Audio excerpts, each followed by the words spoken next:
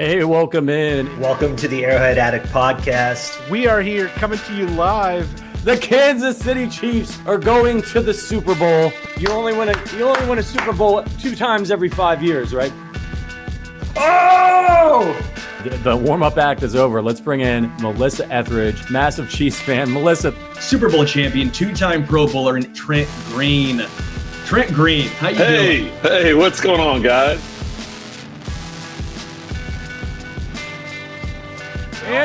He picked it up! He picked it up! He's gonna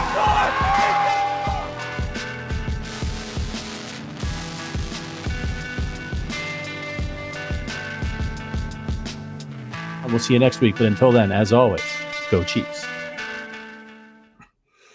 Welcome into the Arrowhead Addict podcast. It's Thursday. That means it's the OG hour. Patrick Allen here with you, along with the blog father, Adam Best. Adam, how you doing, man? You ready for the return of Chiefs football?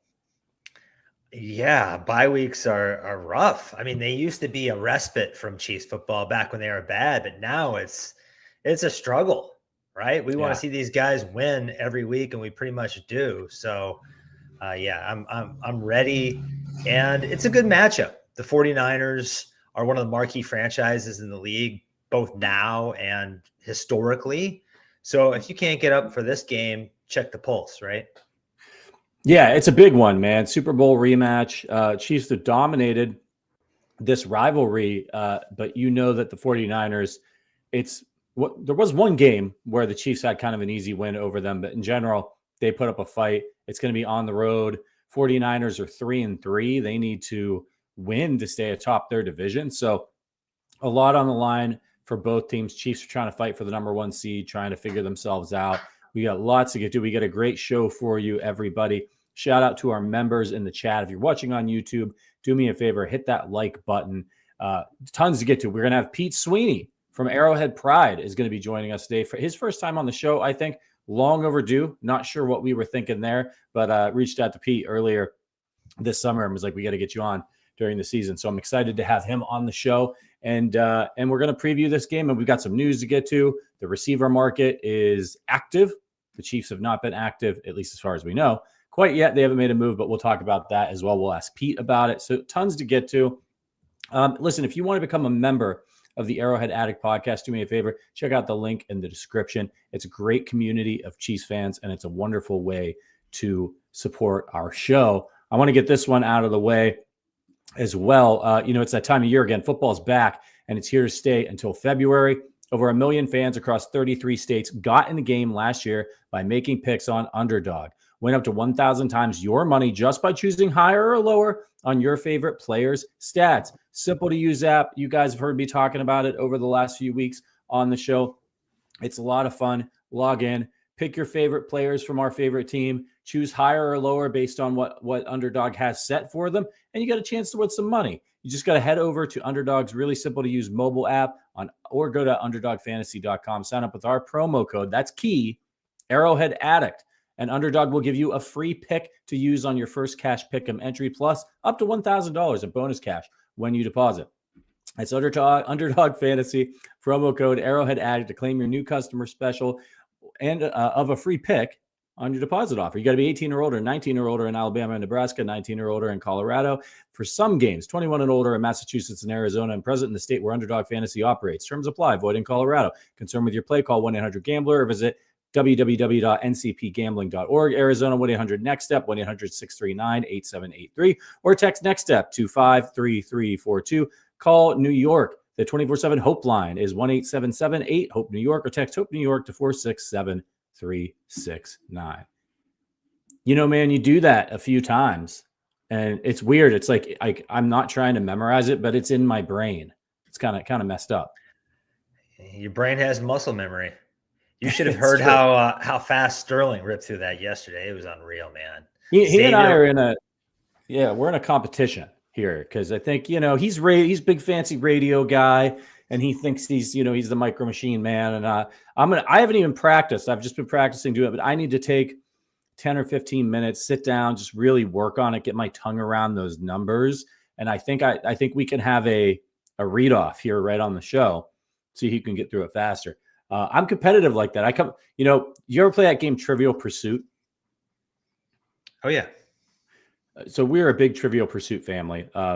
And my uncle Andy, he was so obsessed with trying to beat the rest of my family at Trivial Pursuit that they found him one night. He snuck the box up to his room and he was just drilling himself on the questions. You know, that big box, and there's like 5 questions on each one. There's millions of questions. And he was just like flashcarding it. I mean, that's serious stuff. Like he was cramming for a college final. Right. Wow. Yeah. Well, I play in a couple fantasy football leagues with you, so I know how competitive you are. Yeah. I spend an inordinate amount of time listening to fantasy podcasts. I was messaging you earlier about a league you're not even in, trying to get your insights onto how I should approach it. It's a lot of fun. Listen, everybody, one thing we're trying to do is get to 400 reviews on Apple Podcasts here on the Arrowhead Addict podcast. It's a great way for you to support the show. It's free, and it's a great way to get involved and maybe get your review read on the show or get a question asked. And we've got 2 new reviews from you guys. So you just head on over to Apple Podcasts, leave a 5-star review, and we'll answer it here on the show. This one came from our pal, USAF Chiefs fan. Says, always a great listen from Stu's Day, Wacky Wednesday, the OG show, and the Intangibles. AA has you covered. Need more? They do pre, halftime, and post-game shows for every game. Still not for your Arrowhead addiction. They've got a Discord with access to all the Chiefs content and fellow fans you could hope for. Patrick, I think the CT Crunch review is due for the Kelsey mix. I did the Kelsey mix. He must have missed that episode. You got to get all the way to the end. One question I know, PM15 loves Nagy, but after 2 years without Eric, it seems like the offense is not as disciplined last year with the drops and poorly executed routes, and Mahomes hasn't been as disciplined in the pocket or with his footwork this year. Maybe I'm wrong here, but there has been a bit of change since he left in some aspects. What do you think, Adam? Do you think Matt Nagy has anything to do with the Chiefs' offensive struggles? No, I don't. You know, maybe EB's personality injects a little bit of tenacity, a little bit of urgency, but we're talking about differences in the margins, right? Slim differences here. And also, Andy Reid is fanatical about his offenses. They have his personality and his control freakiness written all over them. So I don't think he's going to let some offensive coordinator come in and muck it up. That's just not who he is. That's not who he's ever been. They've got some new moving parts, new left tackle, rookie receiver. They've had some injuries. They kind of start slow anyways. Also, I mean, Patrick Mahomes is one of the most famous people on the planet now. He's got a lot on his shoulders. These guys have played more games than anybody. Everyone gets up to play Patrick Mahomes and the Chiefs. They're dealing with, I know it sounds like I'm making excuses, and to some extent I am, but this is just the way it goes. They're kind of in that 2000s Lakers flip the switch territory where I think once the winter really hits, you will start to see them throw everything they have at other teams and get to where they need to be offensively. Yeah, and you saw this. I mean, you saw this with all of LeBron's teams that went to the finals. Like early on in his career, defensive player of the year, he was giving it his all, highlight plays like crazy. He still had highlight plays, but he got to a certain point in his career where he was like, I understand what I'm trying to do here, and it's not blow people out of the water and kill myself in the regular season. And I'm not saying that the Chiefs' poor play on offense is because, you know, Patrick Mahomes is holding back, but I do think the Chiefs hold back some things offensively. They figure things out throughout the course of the season because they know what they're ultimately playing for. And blaming Matt Nagy for it, I'm with you. This is Andy Reid's offense. He's the puppet master. And, you know, whenever the Chiefs would struggle, back when Eric Bieniemy was with the team, do you know what I saw on Twitter? Fire Eric Bieniemy. Eric Bieniemy is a problem.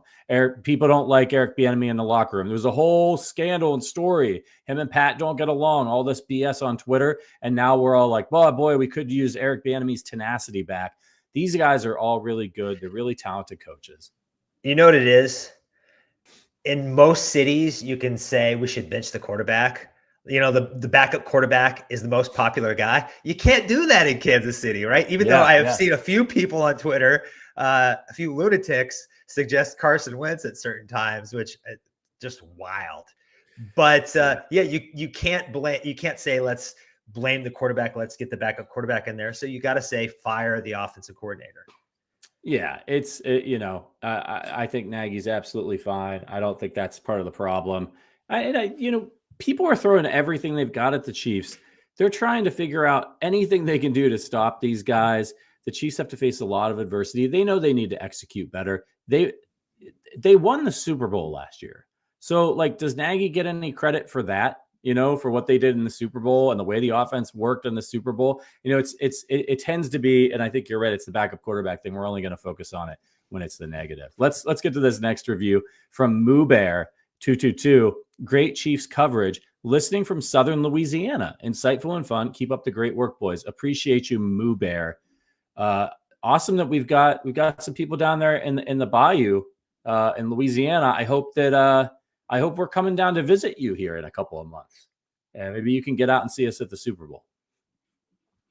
All right, let's get to the news before we get Pete in here. There's a couple things I want to hit on. Obviously, Amari Cooper, who was, I think, high on a lot of Chiefs fans, not just the wish list, but the possibility list, given his contract situation. That seemed like a guy the Chiefs could go and get. It's not happening. He's been traded from the Browns to the Buffalo Bills. So he's now a problem for the Chiefs and Chiefs fans later this season. Bills lost Stephon Diggs, Keon Coleman. Their offense, their passing game isn't really working like it used to this year. They're more focused on the run. So they go and they get Amari Cooper. And the Athletics' Nate Taylor was on KCSN and said the Chiefs were not involved. They were not involved with Amari Cooper. He said he's 30 and they just weren't doing that. Does that make sense to you? Is this a situation where Brett Veach is saying, hey, look, I know I've got to give up picks here to get this guy, and I want somebody who can stick around longer for maybe he ended up going for like a third, I think, and a sixth. So that's some serious draft capital. It makes sense to me. I have this thing I coined, the DiCaprio rule, which Leonardo DiCaprio famously doesn't date anybody over the age of 26. And Brett Veach kind of sees free agency and trades the same way. Unless you're Chris Jones, Patrick Mahomes, or Travis Kelce, maybe Joe Tooney, like that list is very short. He is obsessed with youth, obsessed with draft capital, and not really wanting to take crazy risks, I think, especially at this point. Yeah, I get it. That's a high pick. And I know some people will say, well, they're going for the three-peat. You got to go all in. And I think it's Brett Veach's job to think a little bit longer term than that, even though I'm sure he wants to win the three-peat as much as anybody. And I'm guessing he's just not particularly thrilled with the idea of giving up maybe a third-round pick for a 1-year rental, or not even a 1-year rental. Especially after what happened with Kadarius Toney. They gave up a third and a sixth for him. And we can all say, yeah, he helped them win a Super Bowl, and he did, but that didn't work out the way the Chiefs wanted it to. So yeah, absolutely. Last quick news item before we get Pete in here. Davante Adams obviously also does not go to Kansas City. I don't think anybody really thought that was a possibility, that one was going to actually happen, and the Raiders were going to play ball. He goes to the Jets, which was pretty predictable. But funny enough, he was on Kay Adams, who's a great friend of ours here at Fansided. He was on Up and Adams, and he said that the Chiefs were never on his list. And I'll give you his exact quote because I thought it was kind of interesting. He said, "I don't want to say anything crazy, but the Chiefs were not on the list." What do you think's behind that? Is he not a fan of the Chiefs after a couple years on the Raiders? Probably, and also he probably just doesn't want to be seen as a front runner. As a guy that just goes and gets a cheap ring. I'm sure some guys probably feel that way. But yeah, combination of the Raiders and just not wanting to join a team that's already won 3 Super Bowls. Yeah, I think some people, it's easy to look at that situation and say, why, if you're Davante Adams, would you want to go to the Jets or a team that doesn't really have a chance to probably win a Super Bowl when you have maybe a golden opportunity to say, hey, send me to Kansas City. I want to play with Patrick Mahomes. I want to try to win a Super Bowl. These guys, this is their job. And some people, maybe they really want to win a Super Bowl and that's important to them. Davante Adams left the Packers to go to the Raiders because he wanted to play with Derek Carr. So obviously being in the absolute best situation football wise might not be as high up on his priority list. And there may be other things that are important to him, like playing with people that he likes and situations that he's comfortable in. So I get it. I'm not taking it as any shade, but good luck to him in New York, because I think they're probably going to need it. And let me double check here with producer Richard and make sure we're good to go. Okay, we're good. We're going to bring in Arrowhead Pride's Pete Sweeney, who is long overdue to be on this show. He's been covering the Chiefs over there for 10 plus years. He does work on Sports Radio 810 as well. Pete, how you doing, man? Hey guys, thanks for having me. Hope my echo isn't too bad. I'm in the conference room of sorts here. Oh, no, it's not too bad at all. Okay. We really appreciate you. We appreciate you coming on. How have you been? How's the season been going for you? I know you're there in the facility covering the team every day. Yeah, it's been good. Hard to be upset with 5-0. I know there's a pressing need, and I'm sure you guys are seeing it like I am, where fans are demanding that the Chiefs go out and get a wide receiver, and we'll see if that happens. We still got some time here before the trade deadline. More interesting right at that position is this injury that potentially popped up today with Juju Smith-Schuster. We saw how important he is at last game, and we'll see what the diagnosis, what the report is tomorrow. I think obviously the week end injury report where we get the official designations is a lot more interesting with this news coming through. Yeah, I saw it pop up on the injury report just before we went live. It looks like it's a hamstring. He was, I believe, not on the injury report earlier this week. So that's hamstrings. Never good news for receivers, tend to linger. Boy, what do the Chiefs do if Juju is not available for them?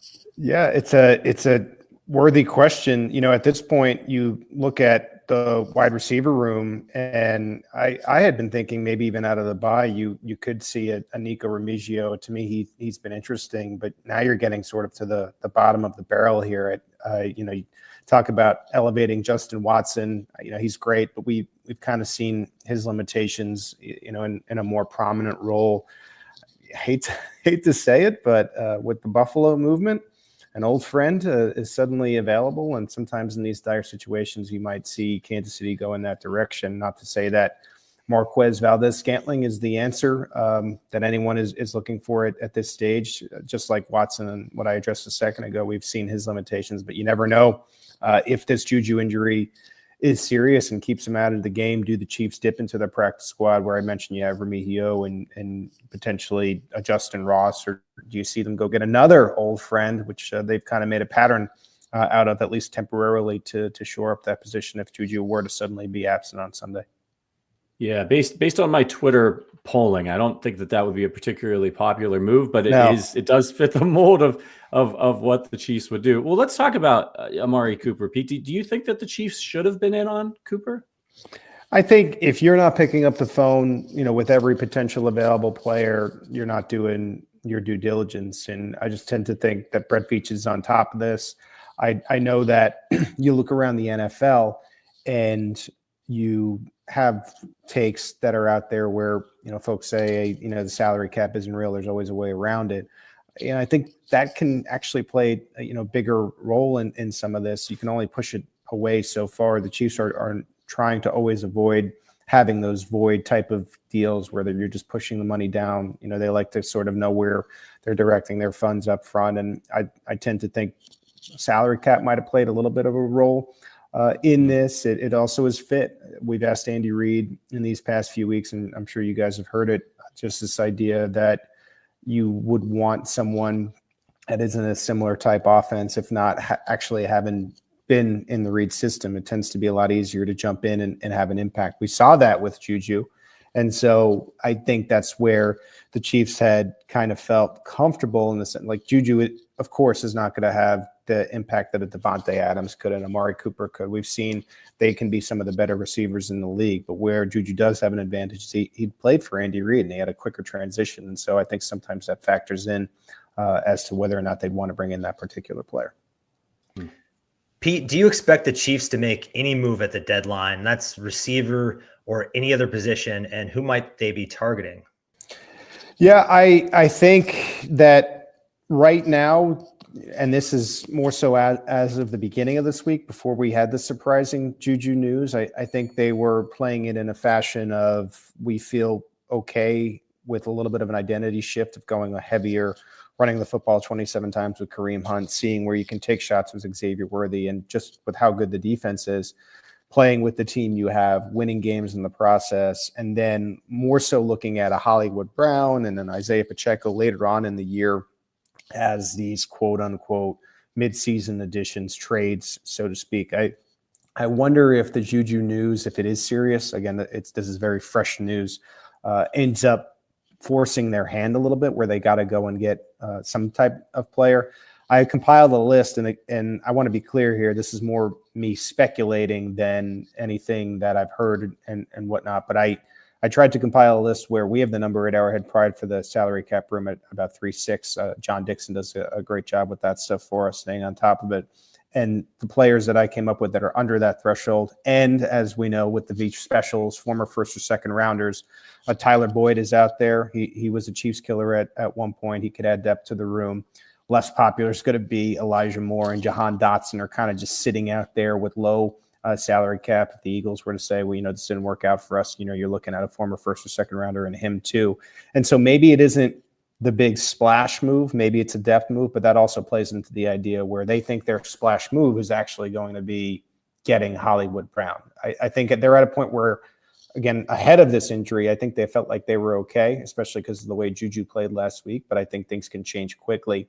What I think sometimes is lost here, and I don't know if you could make a move at this position, but I think even a more dire spot for Kansas City right now is the protection on the outside.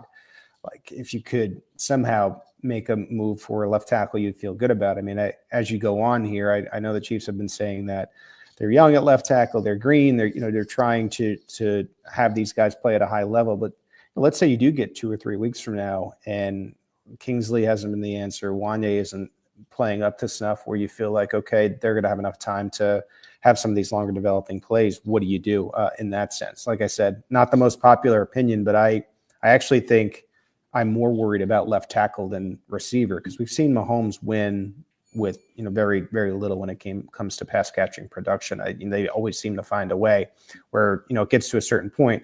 The one vulnerable area where we've seen Mahomes fail in the playoffs, taking away that Cincinnati game, which was a little weird, was in the Super Bowl where he had no protection. And so I don't know. The left side of the line is a little bit more concerning for me right now than a pass catcher. What about edge? I know they in the past. Terrell Suggs. Yeah, that's been a position where they've chased vets. So I thought maybe edge.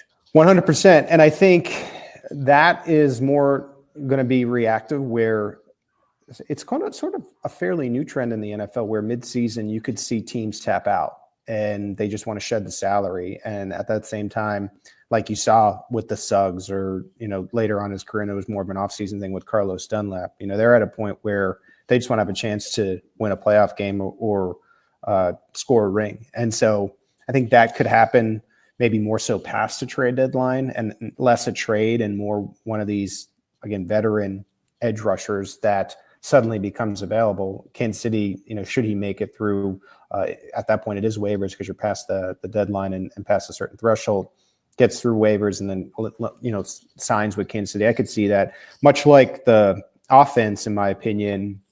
I think they're looking at Charles Omenihu as that boost whenever he is ready. For some reason, it seemed like he was fired up yesterday on X and social media. Oh, yeah. He's rearing to play, and I think that's going to be a significant boost. But when it comes to one of those veteran ads, I think, that's more so down the stretch when one of these teams says, all right, you were only going to be here for the rest of the year anyway. We're going to shed, your salary and let you go, and we'll see if Kansas City can jump on one of those. You kind of answered my next question for you, which was how concerned you were about the left tackle situation. Do you feel like the Chiefs are playing a little bit with fire here? they just seem to be able to create magic no matter what happens. Okay, you lose Isaiah Pacheco, you bring in Kareem Hunt, you lose Hollywood Brown, you got Juju Smith-Schuster. I mean, do you think that Kareem Hunt, for example, like being back in a Chiefs uniform, first of all, I want to know how surprised you were that actually even happened, but can he keep playing at this level until Isaiah Pacheco gets back? And at what point does this house of cards fall apart?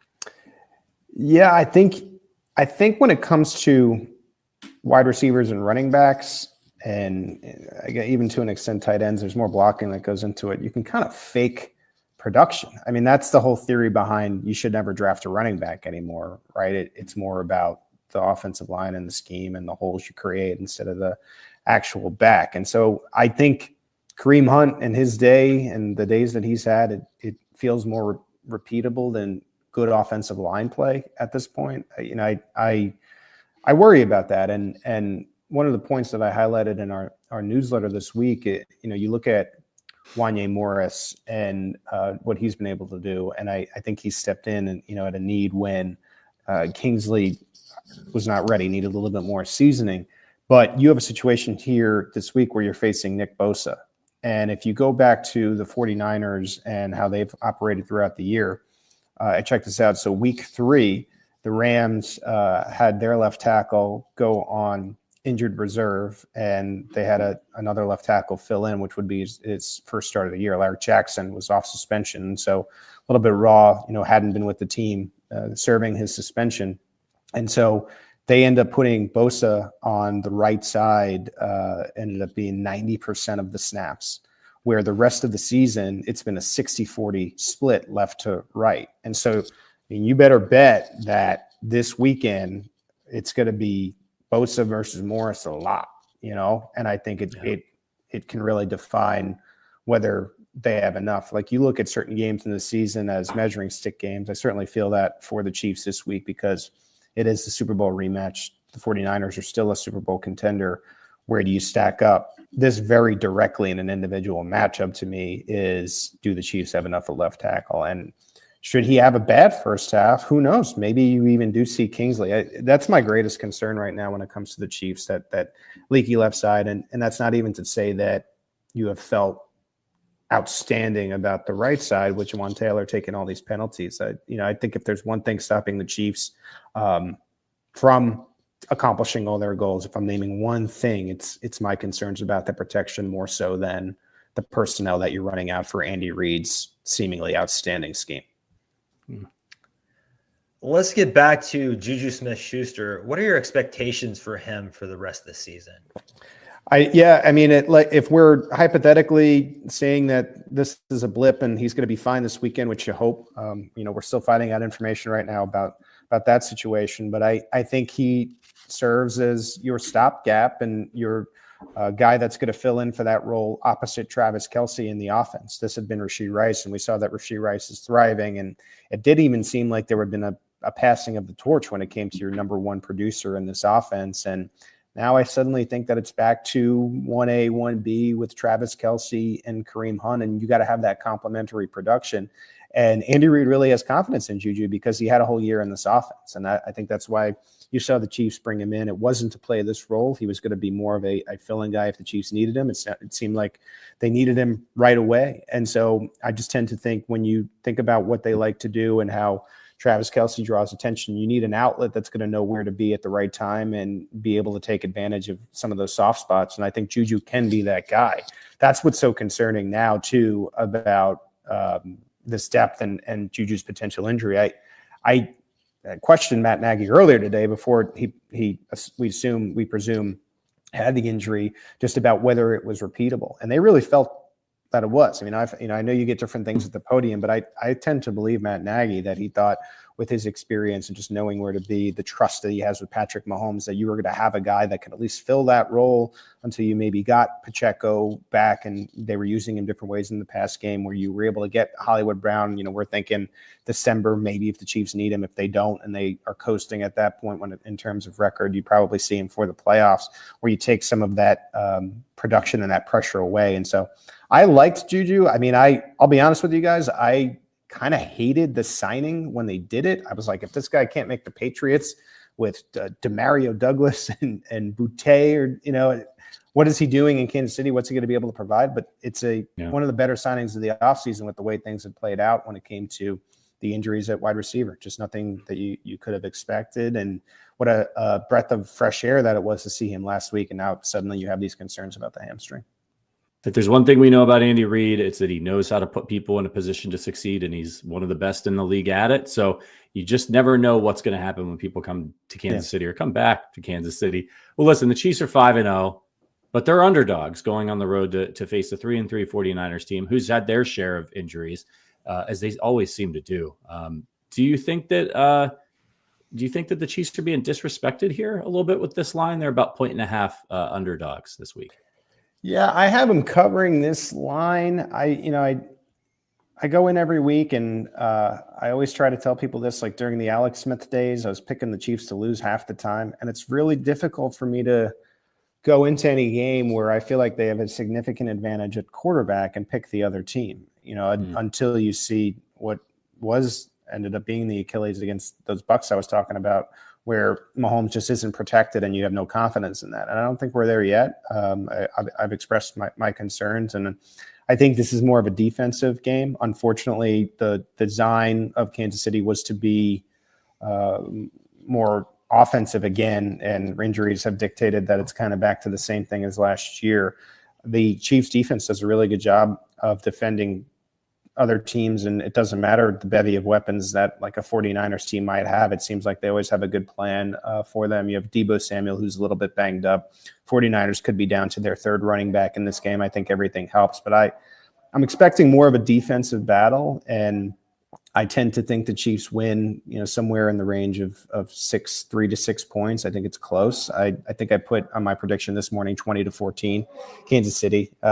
This probably was thought to be, when the schedule was released, potentially one of these explosive shootouts where you have a lot of talented pass catchers, where now I think it's just more of maybe a defensive struggle where you have a couple breakthroughs in the game. And hey, like, definitely not as fun, but if Kansas City is able to pull out a win, I think everyone ends up being happy, for that week. Before we get you out of here, let's touch on Patrick Mahomes. He's had a slow season so far, at least by his standards. Do you think he comes out after the bye and turns that around?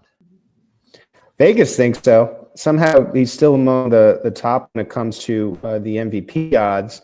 I think a lot of what goes into, when you're thinking about that stuff is also the narrative of it. And I think Mahomes, from some of the analysts that you see that are on X, has been facing the heat quite a bit. Like I know that Mitch Schwartz, former Chief, 2019 champion, put out a thread leading into the bye just of how much duress Patrick Mahomes was under. So I think the quicker that they can make sure that he's protected, and maybe it's not just the offensive line, maybe it is going a little bit heavier, maybe it is making sure that you have a pass protector in that is chipping the opposing defensive pressure. I feel like Mahomes will always be good. He'll find a way through it. I mean, he'll get back to his fundamentals. I think you're starting to see a little bit of, he's getting a little older now, and before, in circumstances when maybe he was a little bit younger, he could have his legs wrapped up and just kind of throw at his arm with no leg, and the ball would zip anyway. And now, like anybody, he's getting a little older, and I think he realized that,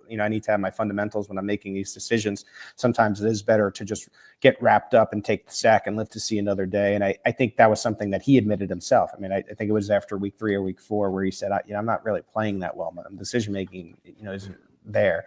And I think the bye week is an emphasis on that, because you're able to go look back. You're not preparing for a team right away. You get to look back and look at some of the decisions you were making. And so I always bet on Patrick Mahomes. I was actually looking at these MVP odds and hoping that he was like 5th or 6th, and, that plus 1 to 2,000 range, because I think he's always a good bet. He's just been a beacon of consistency. And so if I have to pick one way or the other, I tend to think after this bye week, really not a middle point, but the proverbial middle point of each team's season, I think you're going to see better stuff from him in the second half, if you want to call it that, after the bye.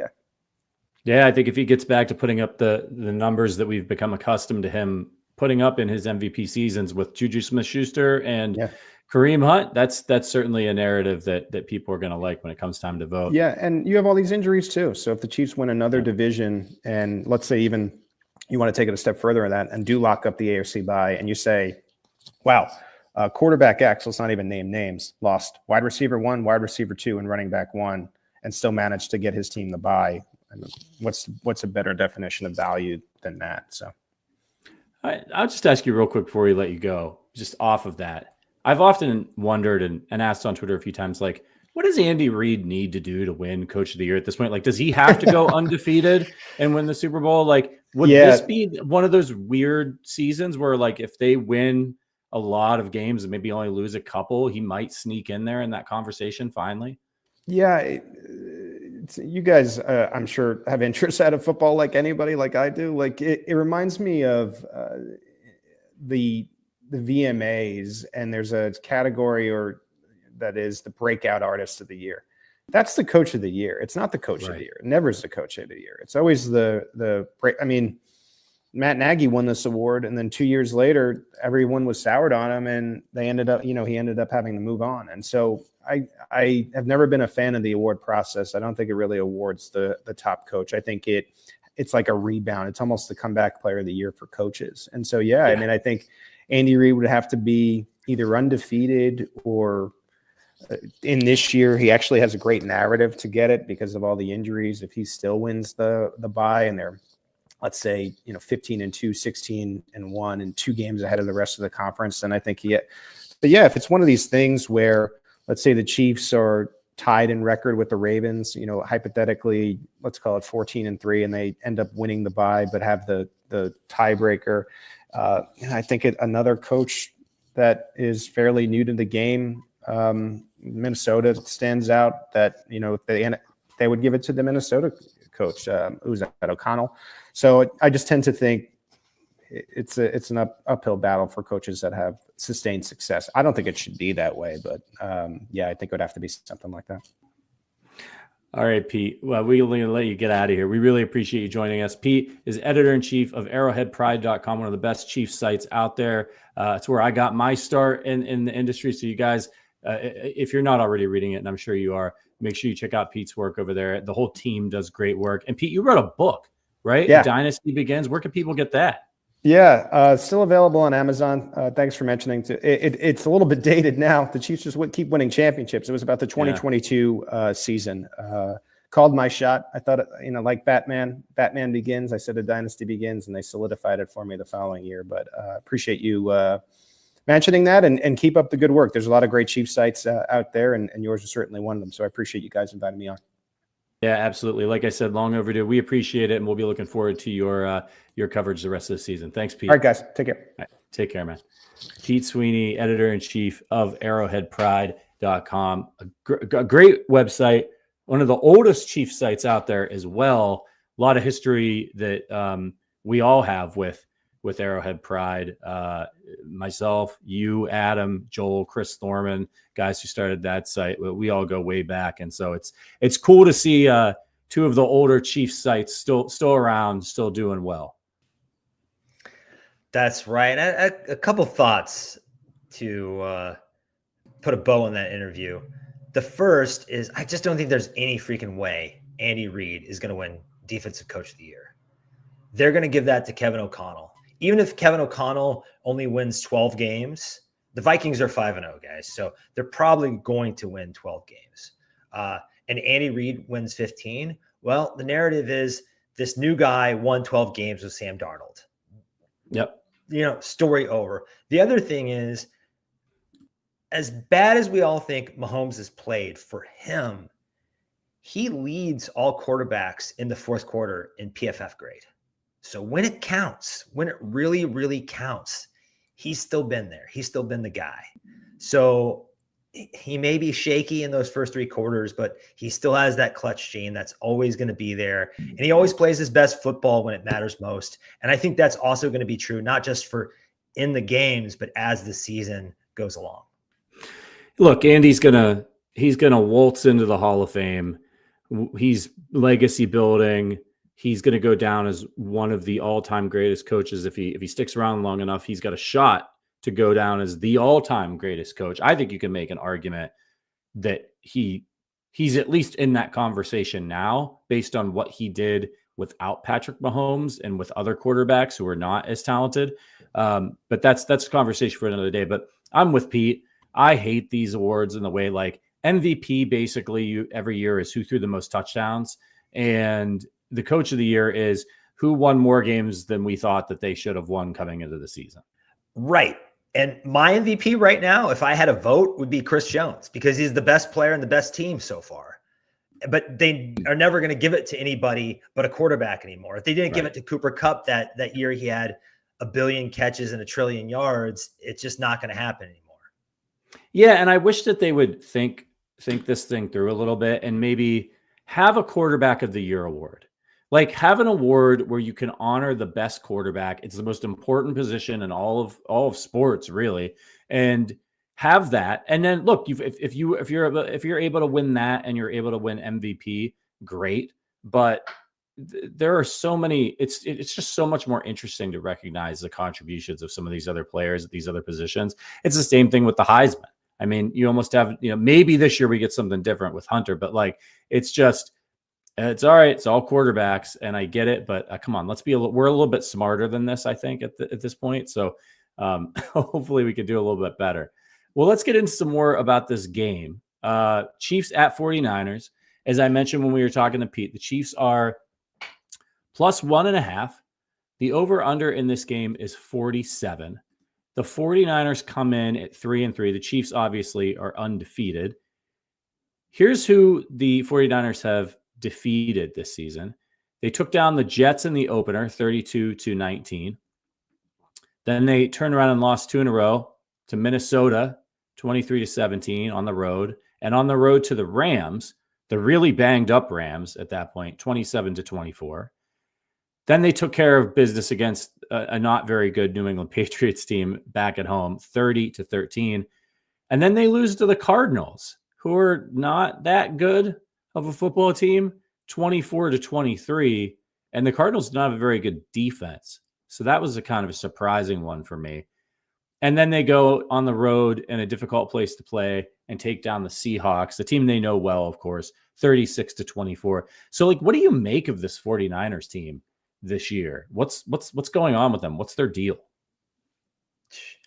They're sort of the bizarro Chiefs. It doesn't really matter to me what's going on with them in the regular season. As long as they get to the postseason mostly intact, I expect them to be in the NFC Championship or dangerously close. You just have to give them that at this point. I know they don't have the Super Bowls to show for it, but nobody does really in the Patrick Mahomes era, I guess, save for Tom Brady and Matt Stafford once. So, yeah, I still think they're a good team.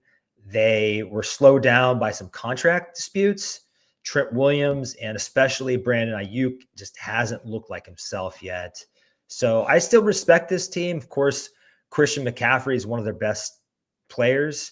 He gives them an element that no other team in the league can match. And I think he's particularly well suited to expose where the Chiefs defense is weakest. So it's a good bit of fortune that he's not around, but we could easily see this team again around Valentine's Day. Yeah, absolutely. As far as the injury reports go for this one, Chiefs are relatively healthy, not counting the guys that are on IR. Michael Dana did not practice. He's been dealing with his pec injury. Clyde Edwards-Helaire is back. He was designated to return. He's been a full participant. Mecole Hardman's got a knee issue, full participant. Derek Nottie, full participant with a tricep. And then, of course, Juju Smith-Schuster, who was not on the injury report on Wednesday, turned up as limited on Thursday. So it kind of makes you wonder, did something happen to Juju in the practice today that caused him to be limited and then they yanked him? Or did something happen on Wednesday where he tweaked that hamstring and he was limited on Thursday today? Hopefully, it's something that happened on Wednesday, because if it happened on Wednesday and he was limited today, it's not like he went from like a full practice to a DNP.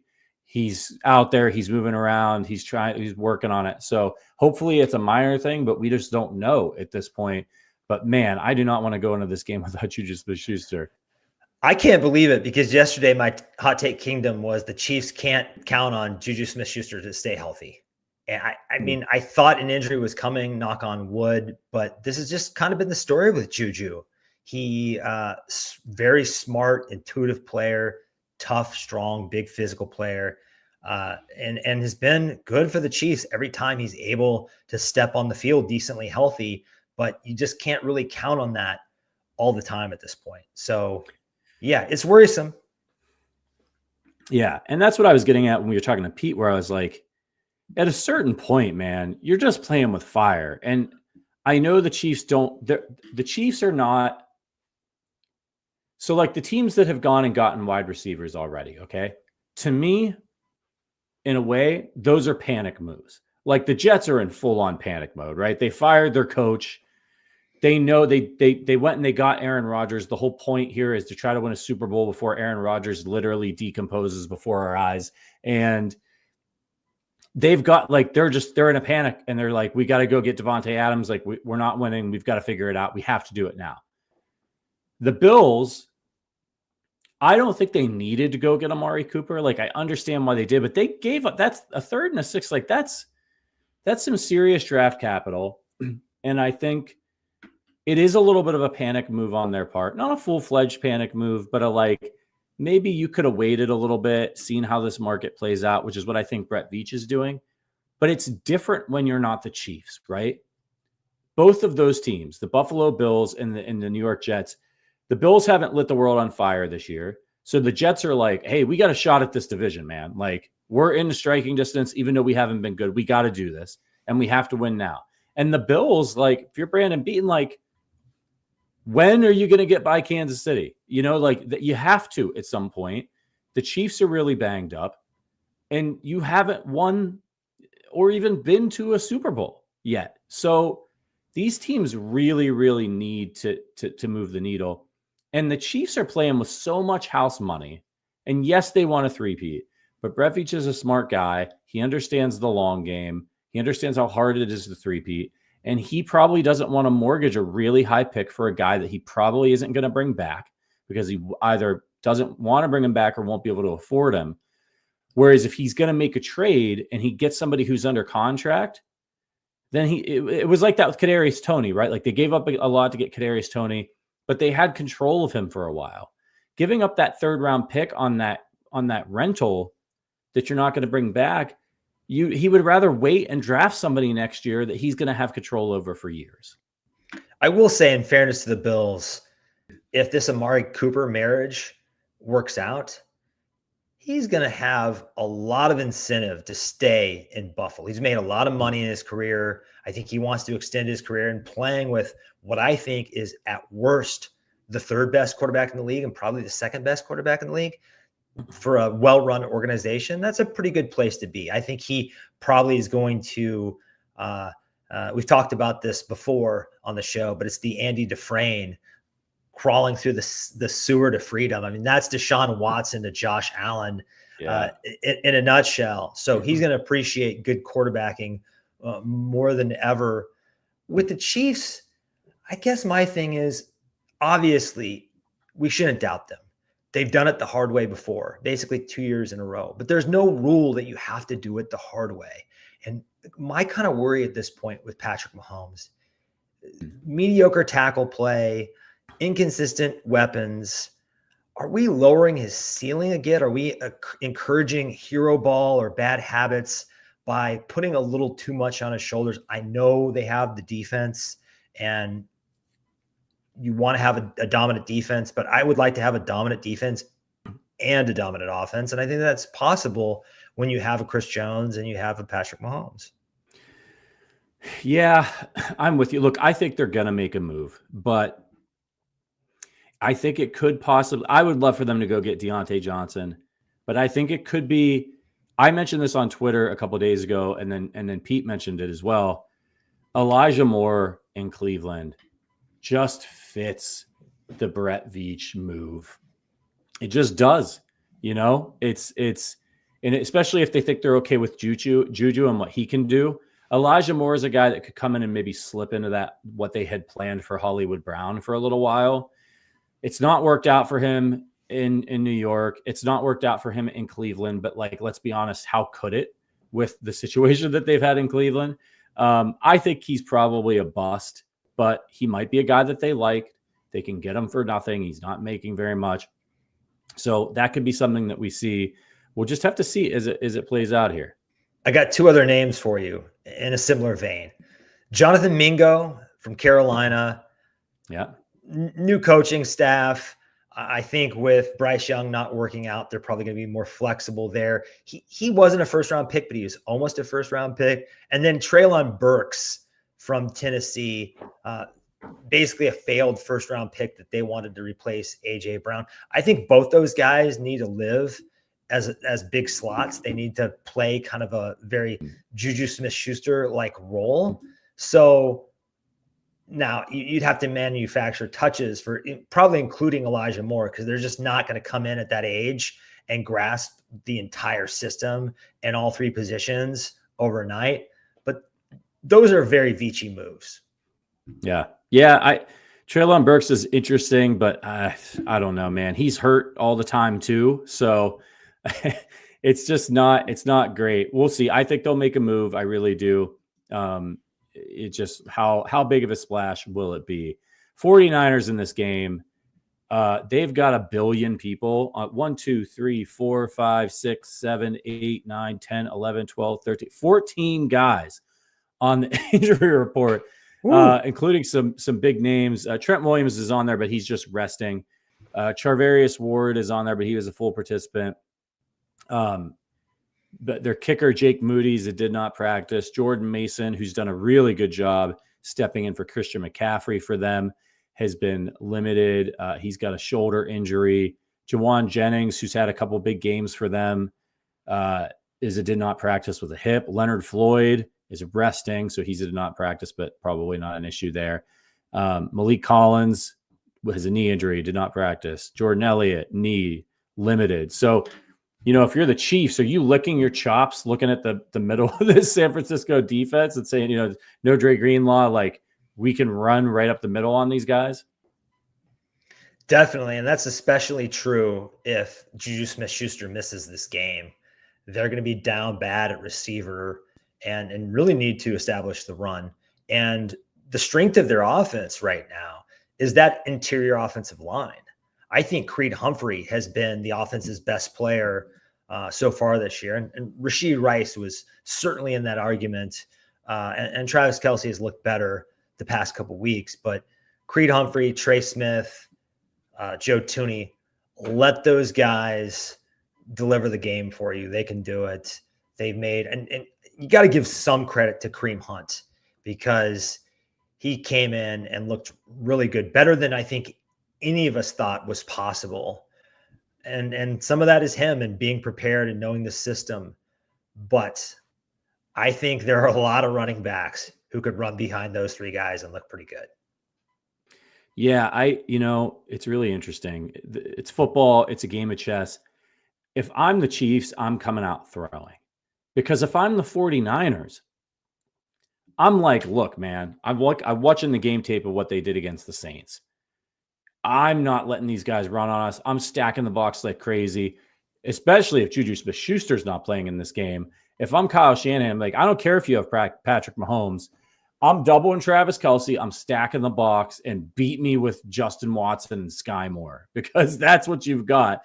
I'm not letting Kareem Hunt beat me.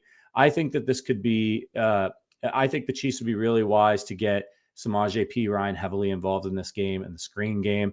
Heck, man, come out in a pro set with both of those guys back there, because they can both catch the ball, and send them out on routes and try to get some mismatches, because Chiefs are going to have to get creative in this one. And I just think Kyle Shanahan's just too smart of a coach to just go out there and be like, yeah, let's do the shell coverage, and let Kareem Hunt eat us alive in the middle. And what could be exciting if that's the case, if he does try to pick his poison and say, we're going to stop Kareem Hunt in this running game, is Xavier Worthy is going to have an opportunity, or maybe multiple opportunities, to get one-on-one coverage potentially and get behind this defense. And if he does, Patrick's got to hit him. It will be interesting to see how much they lean on play action. I just don't really see Shanahan coming out and stacking the box. I don't think I've really ever seen any coach do that against Patrick Mahomes. In theory, it sounds good, but you get there out on the field against the best player in the league, and you're going to, get more worried about suddenly journeyman running back Kareem Hunt than the best player in the world. I don't know. I know. Yeah, but who's going to get behind you though? Like, I mean, Worthy, right? Worthy's the worry. Yeah. But like, I guess Watson could. Watson's fast enough to get behind you. But like, it's not like back in the day, like when they had Demarcus Robinson and like they had these guys that were fast and could do it. I don't know, man. It's going to be fascinating to see how he plays it. Sterling pointed this out yesterday, least explosive plays in the league. So you might be onto something. The one thing I know the offense will do is they'll try to use Nick Bosa's aggression against him, his tendency to over pursue. They'll throw a lot of wacky things at him, some misdirection, kind of in almost, I think in the screen game, they'll invite him to get upfield and then, dump it off. So look out for that. Yeah. Price Carter from one of our co-hosts here at Arrowhead Addict and a contributor to the website. He hosts the Intangibles. He's got a tweet out there about with some clips about how the Chiefs have attacked Bosa, and kind of, as he put it, what did he say? He said they're going to put him in the spin cycle. I'll drop the link in here in the chat. You could check out what the Chiefs do, but it's really insightful as usual. Price is being insightful. All right, what about George Kittle? Chiefs having a hard time with tight ends this year.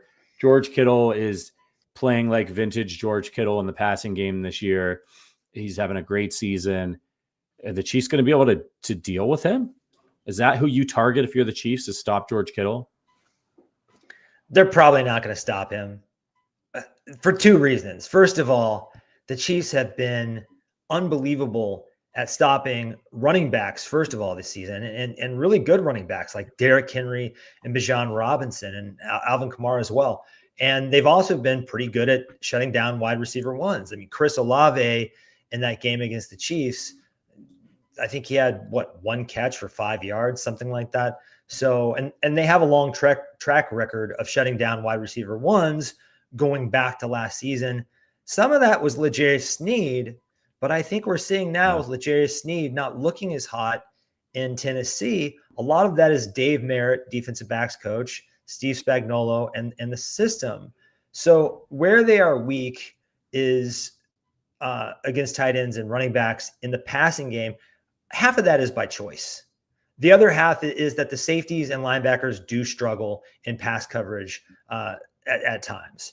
But a lot of it is just Steve Spagnuolo picking his poison and saying, I'm not going to let someone, run us into smithereens.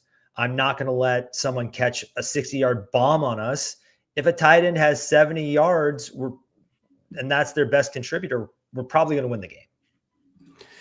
Yeah, the 49ers offense has been pretty good this year, man. They are second in offensive yards per game, just only behind Baltimore with 420. They're second in passing yards per game with 262 and third in rushing yards with 158. The Chiefs tend to like to pick their poison a little bit sometimes on defense and take one thing away. With a team that is as balanced as the 49ers have been, again, they might be down to their third string running back in this game, but it's Shanahan. Like you put Kyle Juszczyk back there and run 30 times. I like him too. Isaac Guerrero, he comps really closely to Isaiah Pacheco. He's that kind of specimen. He's got speed, he's got size, so he's no slouch. Yeah. What do you think the Chiefs choose to try to stop in this one?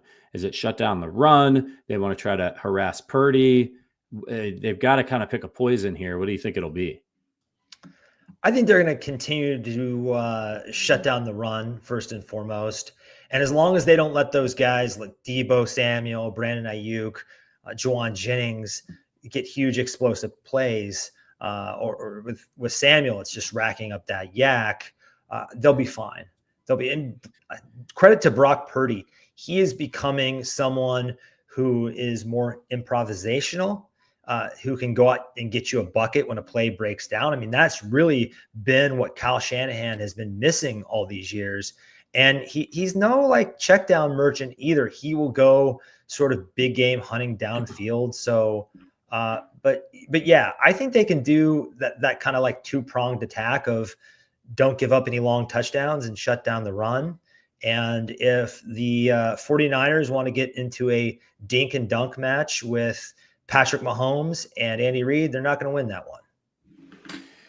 Yeah, you're right. And he can run as well, Brock Purdy. So he's kind of a little bit of an athlete as well, but he's second in the NFL in passing yards right now. So they're letting him sling it. He's got 1,629 behind only. Do you know who's number one? Is it Geno? It's Geno Smith. What a story is Geno Smith. I'm a big Geno Smith guy. I'm one of these. Geno Smith has some hardcore truthers, and I would consider myself in that camp. I wanted the Chiefs to get Geno Smith back in the day, and then I felt dumb for it, and now I feel smart again. So I appreciate Geno for redeeming me. Hey, man, I did want them to get Matt Ryan, but I also wanted them to get Mark Sanchez. So don't feel too bad. Mark Sanchez has never had this kind of moment in the NFL. Yeah, I was running a campaign on Arrowhead Addict for the Chiefs to draft to trade up to number 1 to get RG3. I wanted RG3 really bad. It would never have worked out, right? If they got RG3 with that coaching staff. Yeah, probably not. But RG3 was. People forget this, but he was kind of a little Jaden Daniels-ish before Jaden Daniels. He was on to a very promising career, and then the injuries derailed him. Yeah. Do you think he like what kind of career does he have if he lands on Andy Reid's doorstep? An incredible one. You could say that for most quarterbacks. I think Donovan McNabb was a tough, smart player with some tools. He goes to a bad coaching staff. I don't think he's a fringe Hall of Famer. You know what I mean? Yeah. I coaching matters, man. I mean, we've seen it over and over and over again. Coaching matters, and he didn't. It just didn't work out for him. It's a shame. I really like him as, and didn't he just get let go by ESPN? I'm not sure. If so, that's a shame because I think he's one of the more sensible people that they have over there. So I've enjoyed his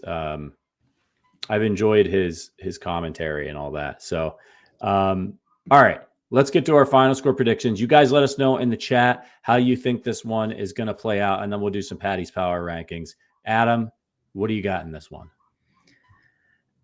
20-17. That's kind of my standard Chiefs pick at this time because I'm not going to pick the Chiefs to lose, but I also don't want to pick the offense to score more than 20 points because they're just winning ugly, and it's fine. It's great. It's better than being the Cleveland Browns is the way to look at it, or even the Dallas Cowboys. I mean, look, Cowboys fans are really going through it right now, but I just can't come on here and pick Chiefs 35, Niners 13 with a straight face at this point. How about you? Yeah, I mean, not the way that the Chiefs are banged up and the way that Mahomes has been playing. Andy Reid out of a bye. I expect the Chiefs to be very competitive in this game. I definitely could see them losing it. You know, it's kind of a good recipe for a loss. The Chiefs are banged up and they're hurt. The 49ers are a really good team. It's a road game. And like the fact of the matter is the Chiefs haven't lost since Christmas Day of last year. So it's the NFL. You just don't. And the Chiefs have been like Houdini getting out of some of these close games recently. Like eventually the rabbit's going to get caught. And it could happen in this one, but I'm not going to pick them to lose. I'm not going to be the idiot that sits up here and picks against Patrick Mahomes and the Chiefs when they haven't lost since Christmas Day of last year. Even if they're not playing as good as they can, they always raise their level to the competition that they have, and they'll be ready for the 49ers. But I'm gonna give it. It's an ultra close one for me. Chiefs 24, 49ers 23 on a last second Harrison Butker field goal after 3 touchdowns for the Chiefs to put it away. That's how I think this one's gonna go. And the pain for the 49ers and Kyle Shanahan continues. against Andy Reid and the Chiefs. All right. Let's go to the chat, see some of your predictions. Harbinger says KC 30, pick 6. Oh, I like that. San Francisco 20. Lauren Shanks 26-17 with a defensive score. I love the details. Kathy, what's up, Kathy? Kathy's here every week. 34-17 Chiefs. Justin Gibbons says 27-20 KC. Ruben says 24-20 Chiefs. Yeah, we're very close in our predictions. Slothy says we haven't lost to the 49ers since 2014. So my score prediction will be 20-14 Chiefs. And Slothy will donate $20.14 to the podcast if that's what happens. Spence says 23-20 Chiefs. And Paige says predicting KC 17, San Francisco 14. We'll be down and then get the late kick, but hoping for a KC blowout. And Cliff's not afraid. Chiefs blowout, 35-14. Yeah, I said it. I hope you're right, Cliff. I want a nice, relaxing Sunday afternoon. I don't want to stress out at all, even though it's not like it's catastrophic if they lose. All right, let's get to Patty's Power Rankings. If you're new here, we do Patty's Power Rankings here at the end of the show. We rank all kinds of things: food, football, Chiefs stuff. Adam and I are both movie buffs, so we've been having fun ranking movies. Last time Adam was on, we did 90s action films, and that gave me the opportunity to talk about Die Hard and of course Con Air, which was a lot of fun. This week we decided. So I was born in 1983, so we're gonna do movies, our 3 favorite movies, not necessarily the 3 best, but our 3 favorite movies released in 1983. Adam, why don't you kick us off with your number 3? Yeah, it's probably not that well known anymore. It's called Tender Mercies, and there are a few reasons why I picked this. The first is, as a screenwriter, it won Best Original Screenplay, Horton Foote. Amazing screenplay. But the biggest reason is Robert Duvall is a national treasure as a thespian. And in this, he plays a washed up country singer, alcoholic, just a phenomenal performance. And he won the Oscar for it, going against 4 Brits, Michael Caine and 4 other people from England, 4 other actors, brought the Academy Award back to America. And I just love him as an actor. You have The Godfather, unsung hero of those movies.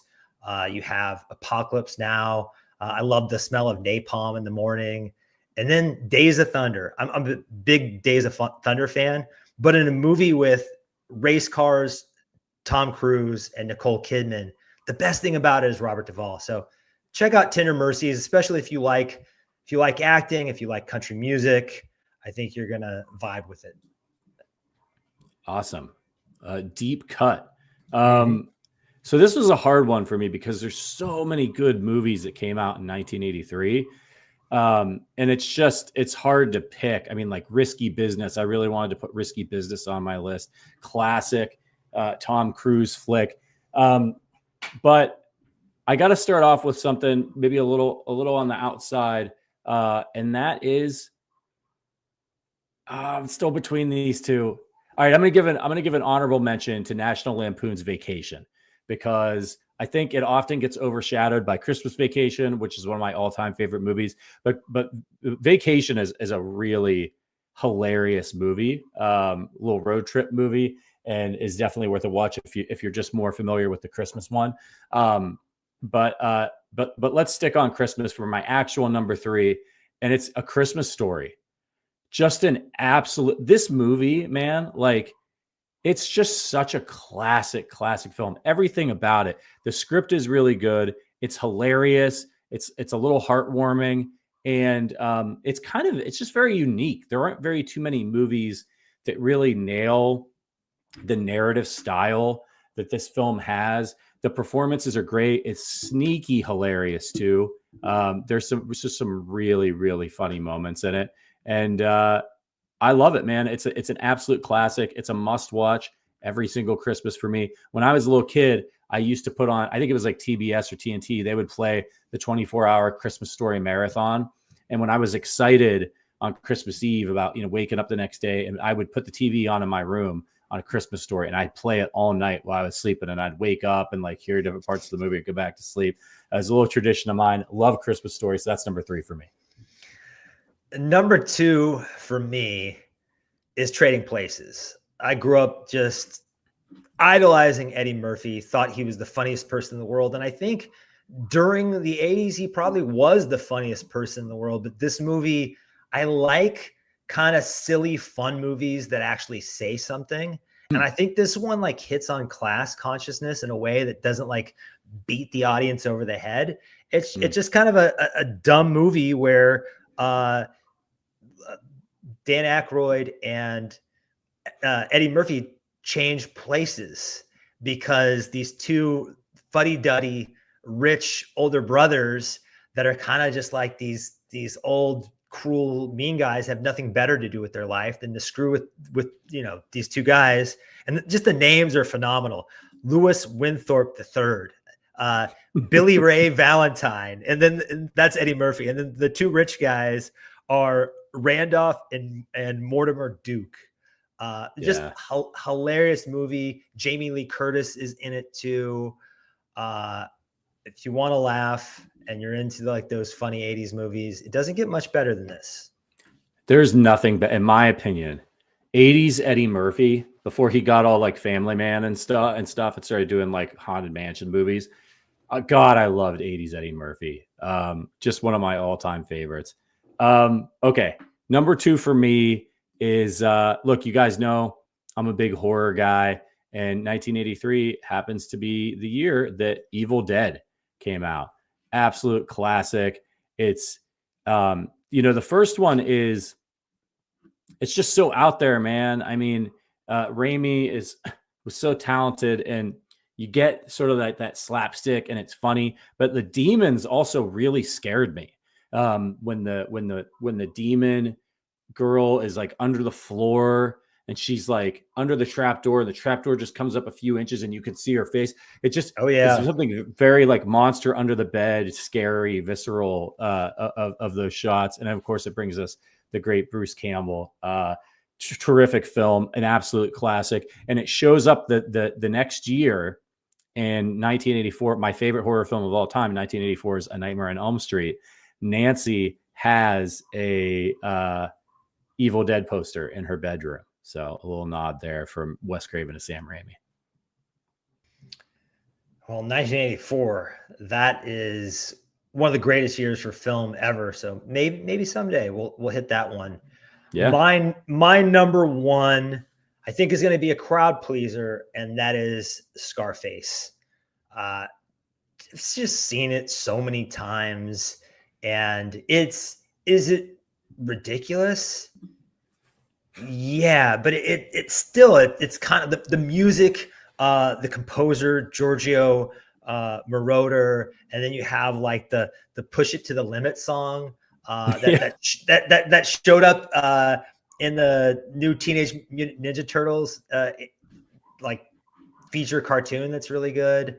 I can keep going about the music, it's great, but the set design, everybody in this movie, everybody who worked on this movie just really went for it and said, screw it, we're going to make something big, we're going to go over the top, and just extremely rewatchable. Al Pacino. What more can I say? And Michelle Pfeiffer, big fan of Michelle Pfeiffer. She's been great in almost everything she's ever done, from playing Catwoman to Age of Innocence to this. But what's your number 1, Patrick? Well, I'll say, as I recall, there was a time in the early days of Arrowhead Addict where you did a little Scarface skit in a video that has since been lost to time. I think you're very thankful for that. I did do a Tony Montana impersonation. Larry Johnson kind of motivated that, but we will let that stay in the dustbin of history or whatever. Yeah, maybe one day we can auction it off for charity. If anybody has that video, though, I hear rumors that somebody might have their hands on it. Number 1 for me, it's got to be Star Wars: Return of the Jedi, man. 1983. I love big fantasy movie fan. You know, I'm a big Harry Potter fan. I love anything having to do with space. Like Interstellar is one of my favorite movies of all time. And while this is not exactly Interstellar, clear, just earth-shattering classic, seen by many as the absolute best Star Wars movie.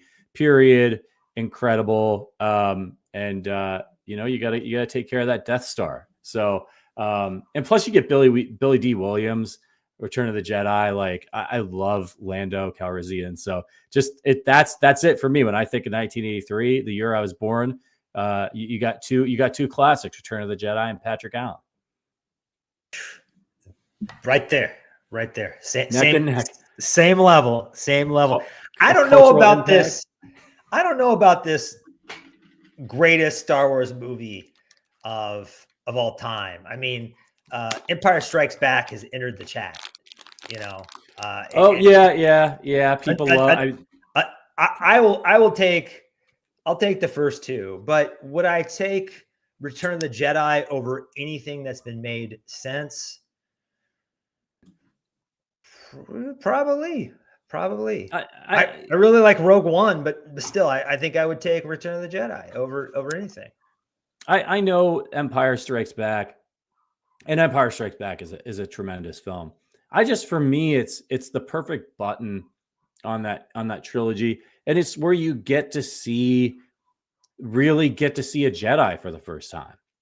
And I was really fascinated when the prequels came out. And I know people don't like A Phantom Menace, but I do. It's not a perfect film, but because of all the Jedi stuff, I was so fascinated by it, and my interest got piqued, obviously in the 80s, and then it's like, you know, Ewan McGregor, Liam Neeson, fantastic actors, their rapport, and then the way that they fought the lightsaber battles in that movie with Darth Maul, where they're like, where those force fields are like locking Obi-Wan out, and you have what was that that John Williams score, Duel of the Fates. Yeah. Great. It's a great sequence. Jar Jar Binks sucks. Yeah, there's an edit. Stuff is boring. There's an edit called the Phantom Edit, and there's like very minimal Jar Jar Binks in it. And it improves the movie significantly. There are some really great edits out there. I don't know if you watched the Obi-Wan series that they did on Disney Plus. Yeah, I did.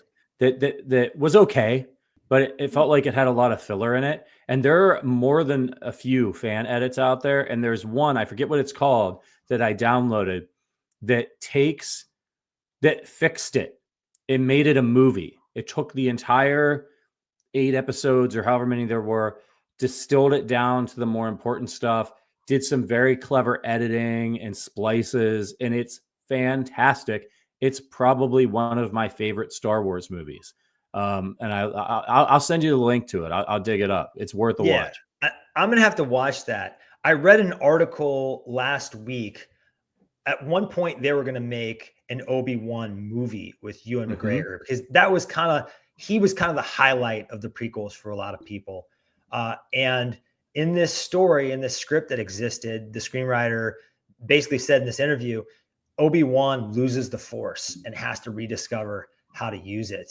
And I thought that would have been extremely fascinating. But yeah, I always wanted an Obi-Wan movie. I thought a series was a little much. So I'm gonna have to check that out. Yeah, you have to shoehorn in a lot when you're doing a series like that, or limited series. And I think that led to it dragging in places. But the parts of it that were good were really good. The battle that he has with Anakin and the whole, like, I'm not your failure, Obi-Wan, like, it brought a sort of, and they did a really good job with oh God, what was the third in the prequel trilogy? Where all the Jedi get killed, the third movie. What the hell is it called? Not Attack of the Clones, not Phantom Menace. I don't know why I can't spit it out. Revenge of the Sith. Yes, thank you, producer Richard. Revenge of the Sith. Yeah, it has some of the terrible George Lucas dialogue, like Anakin, you're breaking my heart and stuff. But as a whole, dramatically, the movie works really well. I think it's really well executed.